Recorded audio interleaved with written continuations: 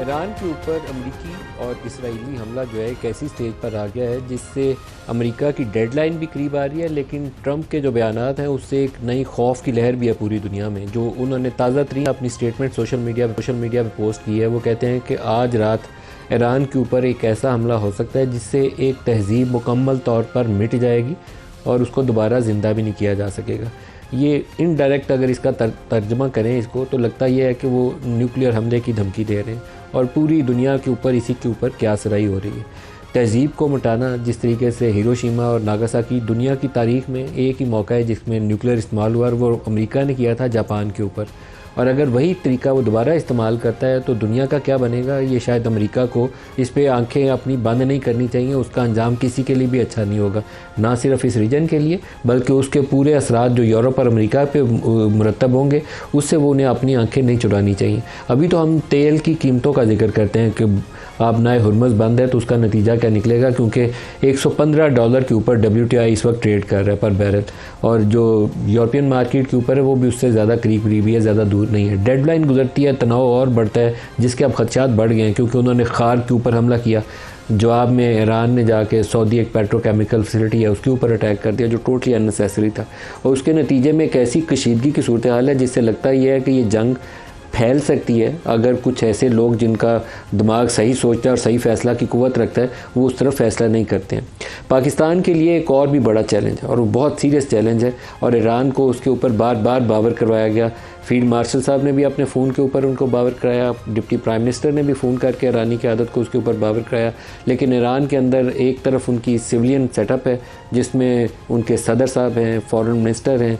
और साथ उनकी पार्लियामेंट के स्पीकर हैं जो पाकिस्तान से इंगेज कर रहे हैं। उनको बावर करवाया कि ये सूरत हाल अगर आप सऊदी अरब पे अटैक करते हैं तो पाकिस्तान के लिए चैलेंजिंग सिचुएशन पैदा कर देगी, क्योंकि पाकिस्तान और सऊदी अरब एक दो तरफा डिफेंस पैक्ट में है जिसमें attack against one attack against all वाली सिचुएशन है। और हमने वो माहिदा साइन किया हुआ है और हमने तय किया हुआ है, और माहिदा ना भी होता तो पाकिस्तानी पूरी कौम इस मसले के ऊपर, पूरी मुस्लिम उम्मा में भी ऐसा ही एहसास है, लेकिन पाकिस्तानी कौम इस मामले के ऊपर काफ़ी जज्बाती भी है कि हरमैन शरीफैन की जो हिफाजत है ये हमारा फ़र्ज़ है। और अब तो हम फॉर्मल एग्रीमेंट में भी हैं और पूरी पाकिस्तानी कौम की इसको सपोर्ट है। अगर आप सऊदी अरब के ऊपर हमला करेंगे तो एक ऐसी कशीदगी को आप हवा दे रहे हैं जहाँ हम आपको सपोर्ट कर रहे हैं इस तनाज़े को समेटने के लिए, तो हमें भी कहीं साइड ना लेनी पड़ जाए। पाकिस्तान उस चीज़ को गुरेज कर रहा है। तो पाकिस्तान से आज दो बयानात आए जो बहुत ही अहमियत के हामिल हैं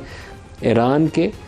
सऊदी अरब के हमले के बाद, जिसको ईरान अवॉइड कर सकता था, लेकिन वो जो ईरानी रेवोल्यूशनरी गार्ड्स हैं वो शायद इस मसले के ऊपर सोचते हैं कि जहां उनको हिट करना है वो अपनी मर्ज़ी से कर सकते हैं, इस बात से सोचे बगैर कि पूरे रीजनल सिनेरियो में उसके असरात क्या मरतब होंगे। संजीदगी से ईरानी की आदत को इसके ऊपर फ़ैसले करने चाहिए। कोर कमांडर्स का इजलास हुआ और कोर कमांडर्स के इजलास के बाद कहा गया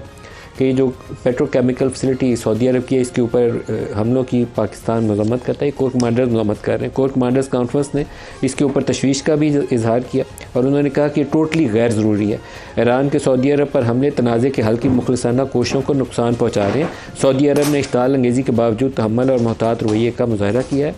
पाकिस्तान की अस्करी क़यादत का सऊदी अरब की गैर मुतज़लज़ल हमायत का अयादा, और प्राइम मिनिस्टर ने MBS से कॉल भी किया और उसके अंदर भी सेम स्टेटमेंट को दोहराया गया। पाकिस्तान की तरफ से सिविल और मिलिट्री लीडरशिप दोनों ने इस बात को बेसिकली इंडोर्स कर दिया है कि अगर एक ऐसी सूरत हाल पैदा होती है जहां पर सऊदी अरब के साथ वो जो हमारा दिफाई मुआहदा है उसके तहत पाकिस्तान को सऊदी अरब की हिफाजत की खातिर, हरमैन शरीफैन के तहफ़्फ़ुज़ की खातिर अगर कोई एक्शन लेना पड़ता है तो हम सऊदी अरब के साथ खड़े होंगे। तो ये डेफिनेट लाइन सऊदी अरब ने, पाकिस्तान ने ईरानियन क़यादत को बार बार समझाई भी है। और पहला दिन जब हमले शुरू हुए थे, अरामको की एक फैसिलिटी हिट हुई थी, तो उसके बाद भी पहले फील्ड मार्शल ने कॉल की, फिर डार साहब ने कॉल की और पूरी तफसील भी उन्होंने बताई। तो ये दो इस वक्त चैलेंज हैं। एक तो आज रात की डेडलाइन गुजरने के बाद ईरान के ऊपर इसराइल और अमेरिका क्या करेंगे, दूसरा अगर सऊदी अरब और ईरान के दरमियान सूरत हाल ख़राब होती है तो फिर पाकिस्तान के लिए भी एक फ़ैसले की घड़ी है, पाकिस्तान को इसके ऊपर क्या करना है।